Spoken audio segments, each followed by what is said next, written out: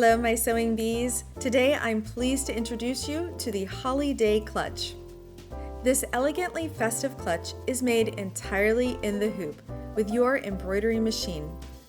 This fully lined clutch includes a clever technique placing the 3mm zipper along the top, giving added space for the hand-embroidered looking design, providing a more streamlined aesthetic.